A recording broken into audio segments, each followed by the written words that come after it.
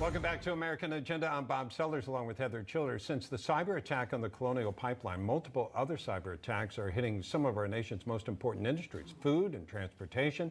JBS, the world's largest meat processing company, targeted and temporarily shut down operations in Australia, Canada, and the U.S., with thousands of workers affected.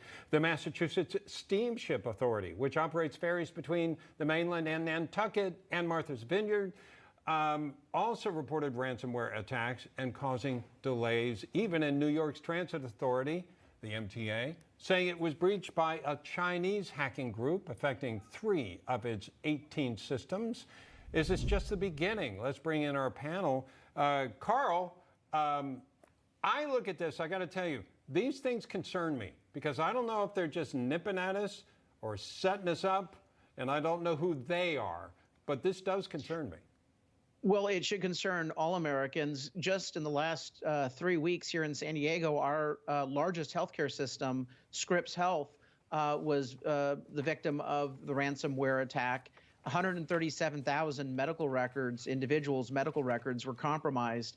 And, this brings up all sorts of issues, not only about how do we defend against these attacks, but how do we make sure that we protect consumers, that we let consumers know what medical information or what information has been compromised? Might I also point out that all of these attacks are largely coming from Russia. Yes, there are some from China, but it's very clear that Vladimir Putin knows that in Joe Biden, he's got a weakling that he can push around. I would venture to say that we would not see the nature of these attacks if President Trump were still in office, because I think Trump would be much more resolute. What the heck is Joe Biden doing to respond to this wave of cyber attacks? Not much. And so I think we have a weakling in the White House. I think our foreign adversaries have recognized that, and that's why they are poking and prodding. And we need to take these threats very seriously and respond accordingly. Yeah, and I think the seriousness is something that's overlooked. For instance, Stacey, if somebody went up to our pipeline and took a big bomb and blew it up and bogged down the delivery of oil along the East Coast, and you had all these gas lines and everything, we'd find out who it was, and the government would get involved possibly, and we would hold them accountable and make sure whoever was creating that act of war paid the price. But if it's a cyber attack, somehow that's not taken as seriously. Well, Bob, I'm old enough to remember a couple decades ago when some terrorists came here to our country and tried to down our financial system, killed almost 3,000 Americans, and really destroyed our infrastructure for a very small amount of time in New York City. And we've been waging war on them ever since. $20 trillion later, we're still in it to win it, just now withdrawing from Afghanistan. And those special operators will actually be reallocated. They're not coming home. So you are correct when you say that we take it very seriously. If you launch a rocket, if you bring missiles here, if you blow stuff up, we come after you with a vengeance, and we don't stop coming. But for ransomware, we have not yet gained our footing. And I think one of the most important things we can do is look at experts like Brendan Weichert. He has a book out, but he specifically is now advising our U.S. military on how to handle these kinds of infrastructure breaches. But the most important thing we can do is we can have a firm resolve that this is not a partisan issue. This is something that Americans should support the president on, and the president should support our agencies, intelligence agencies and DHS, and anyone within the government who has the power to strike back at these things. We should use every tool at our disposal, from sanctions to diplomatic reach outs, pick up the red phone or whatever it is nowadays, and get on the line with the government of Russia and the government of China and let them know, these people are originating out of your country, so we consider it to be your responsibility to stop them from attacking our companies.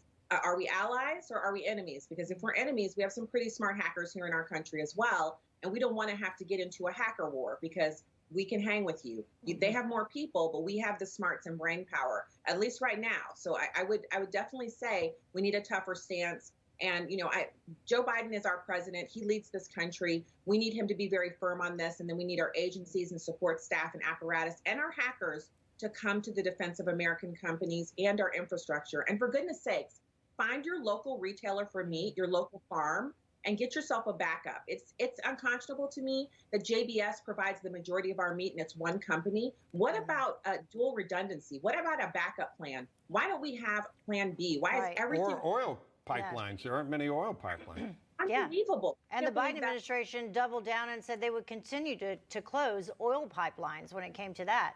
So the backup plan, definitely necessary, not planned out. Also, the Department of Justice coming out today, according to a report in Reuters, that they are going to elevate cyber attacks to the level of terrorism. And I was wondering why that had not been done previously. And also, there was this internal memo, apparently, that went out to U.S. attorneys general across the country saying that any cyber attacks should now be, the information on those attacks should be sent to a central intelligence agency that would be handling all of them. Those seem like two givens that it should have already been happening. Yeah, I can't. This should have been the reaction immediately. Yeah. Dennis? Oh, absolutely. This is an attack on America. Just because it happened through the internet, the effects of it are just as bad as if a missile hit. I mean, when the Colonial Pipeline was hit, and we had a gas crisis we haven't seen in this country in decades, and yet now today we just put it off on the side. Right. When we see our food supply, our transportation supplies all affected by cyber attacks, this should have been elevated as a #1 concern as a terrorist attack on our nation. We've got to take this seriously. We've got to attack it, and we can. And I think those steps are good. You know, we've always been concerned, and with good reason, about the security of identities, and so therefore companies have been hesitant to want to notify of an attack because they don't want to have to disclose that they've been attacked and cause this panic. They need protections because the only way to get this is to get it right when it hits and follow the source. We can win this cyber war. But we have to make it a priority as though we are being under attack, which we are. I think the administration has to get that from the top. I know for years we have cut some spending in defense, but we've increased spending in cyber warfare because we know that's where we're not knocking stuff down. That's very last century. I mean, the next war is going to be these kinds of attacks, Heather. But and then I was going to say, though, and I'm not sure how people will react to this, but we see all of this happening with these companies, the oil pipeline, the food resources, the food supply, MTA, local transportation here in New York. But yet we're so confident in our election systems. Honestly, right? I mean, who else is thinking that? Why all of a sudden? No, but seriously, why was that immediately dismissed? With that truth, that uncomfortable truth. That's why we're here for you, Heather. So investigate it. But what I'm saying is, at least you have to ask the question. We're running into that problem with COVID-19 where people weren't allowed to ask the question, how secure are our elections moving forward? You have to ask that question. Okay, you just did, and I have a feeling, well, go ahead. Sorry.